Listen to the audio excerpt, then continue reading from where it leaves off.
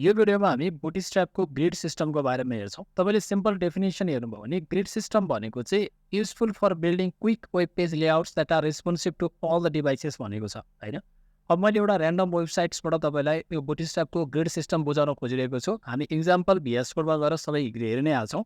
त्यसपछि ग्रिड सिस्टमको थ्रुबाट हामीले चाहिँ म्याक्सिमम भनेको 12वटा कोलमलाई बनाउन सक्छौँ होइन। यो बुटस्ट्र्याप 4मा पनि छ, 5मा पनि छ होइन। र मोबाइल फर्स्ट एप्रोच हो भनेर हामीले भनिसकेको छौँ होइन। मोबाइल फर्स्टलाई चाहिँ ध्यानमा राख्दै चाहिँ ग्रिड सिस्टमले 12वटा कोलममा चाहिँ हामीले म्याक्सिमम बाँड्न सक्छौँ। अब योभन्दा तल एउटा पिक्चर हेर्नुहोस्, त्यसपछि तपाईँ क्लियर हुनुहुन्छ। सबभन्दा पहिले तलबाट हेर्न सुरु गर्नुहोस्। यहाँ कोलम कोड 12 भनेर लेखिरहेको छ। म्याक्सिमम कोलम तपाईँले 12वटा बनाउन सक्नुहुन्छ। त्यस्तै तरिकाले तपाईँले 12लाई जस्तो तरिकाले डिभाइड गर्न सक्नुभयो होइन। भन्न खोजेको 6-6वटा राखेर 50-50 डिभाइड पनि गर्न सक्नुहुन्छ। अथवा तपाईँले 2टा 4टा नि गर्न सक्नुहुन्छ। अथवा तपाईँले 8 र 4 गर्न सक्नुहुन्छ। 12 बनाउनु पर्यो जसरी पनि होइन, जति पनि राख्न सक्नुहुन्छ। जस्तो यहाँ 4 राखेर 12 बनाइरहेको छ। टोटलमा तपाईँको 12 हुनु पर्यो है। त्यस्तै तरिकाले यहाँ 3 राखेर पनि 3 होइन, 3 4 जा 12 यसरी पनि गरेको छ। अथवा तपाईँले एउटा राखेर पनि 12वटा बनाउन सक्नुहुन्छ। अब यो भनेको त एउटा सिम्पल तपाईँले ग्रिड सिस्टम म्याक्सिमम 12 हुन्छ, मिनिमम जति पनि हुन पाउँछ। जस्तो मैले 12वटै कोलम लिनुपर्छ भन्ने छैन। 6वटा मात्र लिन नै पाउँछु, 2टा मात्र लिन नै पाउँछु, एउटा मात्र लिन नै पाउँछु होइन, जति पनि लिन पाउँछु। तर म्याक्सिमम भनेको 12 हुन्छ। यो कुराको बारेमा बुझ्नुभयो होला। त्यसपछि बुटस्ट्र्यापको ग्रिड क्लासहरू के छ त भन्दा एउटा तपाईँले कोल भनेर मात्रै भनेको छ, कोलम COL होइन, यो मात्रै छ। यो भनेको एक्स्ट्रा स्मल डिभाइसलाई रिप्रेजेन्टेसन गर्नको लागि COL प्रयोग गरिन्छ। त्यस्तै गरी स्मल डिभाइसलाई रिप्रेजेन्ट गर्नको लागि कोल SM भनेर रिप्रेजेन्टेसन गरिन्छ। त्यस्तै गरी मिडियम डिभाइसलाई रिप्रेजेन्ट गर्नको लागि कोल AMD, त्यसै गरी कोल LG भनेको तपाईँको लार्ज डिभाइसको लागि, र कोल XL भनेको चाहिँ तपाईँको एक्स्ट्रा लार्जको लागि। यहाँ 1 2 3 4 5वटा भयो। त्यसै गरी कोल XFL भन्ने हुन्छ, त्यसले चाहिँ तपाईँको एक्स्ट्रा लार्ज डिभाइसको लागि रिप्रेजेन्टेसन गर्न हेल्प गर्छ है। यहाँ तपाईँले लेखेको पनि छ। त्यसै गरी तपाईँको यहाँ साइजलाई पनि डिफाइन गरेको छ होइन। एक्स्ट्रा स्मल भनेको हामीले हेरिसकेको छौँ 575 पिक्सलसम्म हुन्छ। त्यसको मतलब 576 पिक्सलभन्दा सानोलाई रिप्रेजेन्टेसन गर्यो। त्यसै गरी स्मल डिभाइसको रेन्ज हेर्नुहोस्, मिडियमको हेर्नुहोस्, लार्जको हेर्नुहोस् र एक्स्ट्रा लार्जको हेर्नुहोस् होइन। अब यो अर्को पनि यहाँ तपाईँले एउटा इक्जाम्पल देखिरहनु भएको छ। यदि तपाईँले सबभन्दा पहिला ग्रिड सिस्टममा काम गर्नको लागि एउटा फर्स्ट हामीले कन्टेनर युज गर्नु पऱ्यो। कन्टेनरको टाइप हामीले हेरिसकेको छ। एउटा कन्टेनर मात्रै छ, एउटा कन्टेनर फ्लुइड छ, अर्को कन्टेनर ब्रेक पोइन्ट्स भनेर पर्टिकुलरको लागि डिफाइन गरेको छ। फर्स्टमा हामीले जहिले पनि कन्टेनर डिफाइन गर्नु पऱ्यो। त्यसभन्दा पछाडि हामीले रो डिफाइन गर्नु पऱ्यो। रो डिफाइन गरेर मात्रै हामीले कोलम डिफाइन गर्न सक्छौँ। डिरेक्टली म कोलम डिफाइन गर्छु भन्न पाइँदैन है। र यो पहिलो एस्ट्रिक भनेको चाहिँ के हो त भन्दा हामीले डिभाइसको नाम, मिडियम, स्मल कति हो भन्ने कुरा र कतिवटा ग्रिड हामीले युज गर्ने भन्ने सेकेन्ड स्टारले रिप्रेजेन्टेसन गर्छ। यसको बारेमा भयो। अब यसको बारेमा भइसकेपछि सबभन्दा पहिला यहाँ भएको इक्जाम्पल भन्दा पनि म आफै इक्जाम्पल तपाईँलाई लेखेर VS कोडमा देखाउँछु। सबभन्दा पहिला म VS कोडमा आएँ र यहाँ भित्र लेखेको कुरालाई म हटाइदिन्छु। एट फर्स्ट मैले तपाईँलाई के भने भन्दाखेरि ग्रिड सिस्टममा म्याक्सिमम कतिवटा कोलम हुन्छ, 12वटा कोलम हुन्छ। त्यसको लागि एट फर्स्ट हामीले राख्ने भनेको कन्टेनर क्लास युज गर्नु पऱ्यो। Container fluid, container break points जुन पनि युज गर्न सक्नुहुन्छ। अहिलेको लागि मैले कन्टेनर क्लास राखेँ।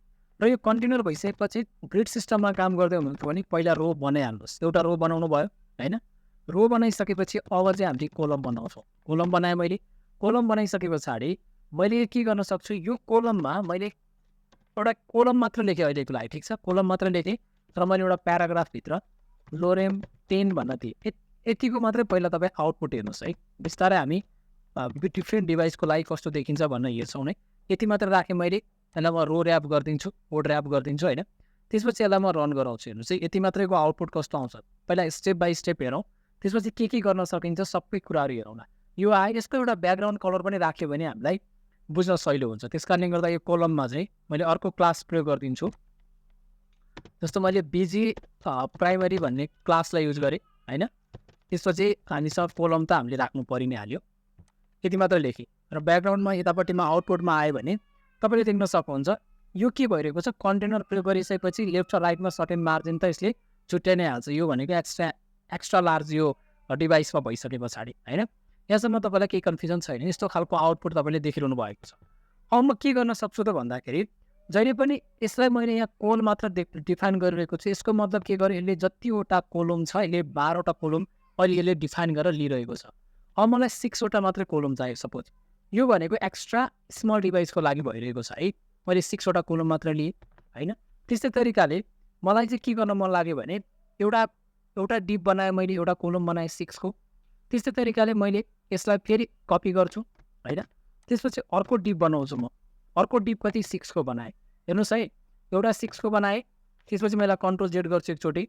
सबभन्दा पहिला हामीले रो छ हामीसँग, रो भित्र पर्ने गरी लेख्नु पर्यो हैन। मैले कन्ट्रोल जेड गरेँ एकचोटि, यो रो भित्र छ। यसलाई मैले फर्मेट डकुमेन्ट पनि गर्छु ताकि हाम्रो कोड पनि ब्यालेन्समा होस्। र यो रो भित्र मैले के गरेँ, यसलाई नै कपी गर्छु। त्यसपछि म ब्याक टु दी तल आएर कन्ट्रोल भी गर्छु। मैले दुईटा के गरेँ, एउटा हेर्नुहोस् है, कोलम 6 मैले एउटा बनाएँ र अर्को कोलम 6 बनाएँ। यसको लागि मैले सेकेन्डरी कलर दिन्छु। त्यसपछि म ब्राउजरमा जान्छु, देख्न सक्नुहुन्छ पहिलो के भइरहेको छ, यसले 6 वटा कोलम लियो र दोस्रोले कतिवटा कोलम लियो, 6 वटा लियो। मैले यसको साइजलाई सानो बनाउँछु। हेर्नुहोस्, सानो बनाउँदै गए पनि मैले यो के को थ्रुबाट डिफाइन गरिरहेको छु, मैले कल मात्र लेखेँ भने, COL कल मात्र लेखेँ भने यसले एक्स्ट्रा स्मल डिभाइसको लागि मैले डिफाइन गरेको भएको कारणले गर्दा यसले सबै डिभाइसमा के गर्छ, 6 वटा कोलम लिन्छ। मैले यहाँ पर्टिकुलर डिभाइस भन्न नतोकेको भन्नेको मतलब यो एक्स्ट्रा स्मल डिभाइसको लागि भयो। अब मैले यो के कुरा चेन्ज गरिदिन सक्छु, मलाई 6 नराखेर मलाई के गर्न सक्छु, यहाँ मैले 10 राख्न सक्छु र मैले यहाँ 2 राख्न सक्छु। जति पनि डिभाइड गर्न सक्ने भए 10 र 2 राखेर पनि हेर्नुहोस्, यसले 10 वटा कोलम लियो, यसले 2टा लियो। तर इमेजिन गर्नुहोस् कि मसँग म्याक्सिमम 12 वटा कोलम हुन्छ, तर मैले 12 भन्दा बढी कोलम लिन खोजेँ भने के हुन्छ त? यहाँ मैले 10 वटा लिएँ, यहाँ मैले 4 वटा लिएँ। हेर्नुहोस् है, 4 वटा लिने बित्तिकै नेक्स्ट लाइनमा गयो। यसको मतलब के हुने रहेछ भन्दाखेरि तपाईँको 10 वटा कोलम त यहाँ हटेको छ। अब यहाँ 4 वटा कोलमहरू राख्ने ट्राई गरेँ, 4 वटा कोलम हटेन।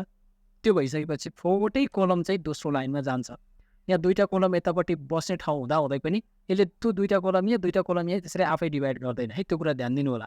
अट्छ भने पुरै राख्छ, अट्दैन भने नेक्स्ट लाइनमा जान्छ। अब यसको कम्बिनेसन तपाईँ जस्तोसुकै बनाउनुहोस्। हामीले योभन्दा अगाडि जुन ब्रेक पोइन्टको बारेमा पढेको छौँ, ब्रेक पोइन्टको बारेमा हेर्दाखेरि हामीले के कुरा डिस्कस गरौँ त भन्दाखेरि यो जुन कोलम 10 भनेर मैले लेखिरहेको छु, कोलम 10 लेखिरहेको ठाउँमा मैले पर्टिकुलर डिभाइसलाई पनि चुज गर्न सक्छु। जस्तै मैले कोलम 10 यहाँ लेखिरहेको छु भने मैले कोलम चाहिँ मिडियम डिभाइसको लागि 10 भन्न दिएँ हैन, भने यहाँ मैले मिडियम डिभाइसको लागि 10 भन्न दिएँ। त्यस्तै तरिकाले मैले सेकेन्डरी चाहिँ मैले के गरेँ त भन्दा मिडियम डिभाइसको लागि मैले 2 लिन्छु भनेर 2 मात्र राखेँ। फेरि मिडियम डिभाइसको लागि मैले डिफाइन गरेको छु। अब मैले यहाँनिर गएँ, भन्नुको मतलब मिडियम डिभाइसभन्दा माथिको सबैमा यो एप्लाई हुन्छ, मिडियम डिभाइस र त्योभन्दा माथिकोमा। तर हेर्नुहोस्, अब यसलाई मैले जब सानो बनाउँछु त्यसले 2टा 100% विड्थ लिइरहेको छ। यसको मतलब जब यो मिडियम डिभाइसभन्दा सानो डिभाइसमा जान्छ, यो भनेको स्मल डिभाइसमा पुगिसक्यो, सानो डिभाइस छ भने के गर्छ, 100% विड्थ लिन्छ। र जब मैले ठुलो बनाउँदै जान्छु साइज, जब यो मिडियम डिभाइसमा पुग्छ त्यसपछि के हुन्छ, 50 फिटमा जान्छ। मिडियमभन्दा सानो हुने बित्तिकै 100% यसले विड्थ लिइरहेको छ। त्यस्तै तरिकाले जस्तो मैले यहाँनिर अब मिडियम डिभाइस नभएर मैले के गरेँ त भन्दा लार्ज डिभाइस राख्थेँ। ल, लार्ज डिभाइसमा चाहिँ मैले यस्तो कम्बिनेसन बनाएँ। कम्बिनेसन जस्तो पनि हुनसक्छ है। जस्तो मैले यहाँ 11 वटै कोलम यसलाई दिएँ र एउटा मात्र कोलम मैले दिन्छु भन्न पनि पाएँ।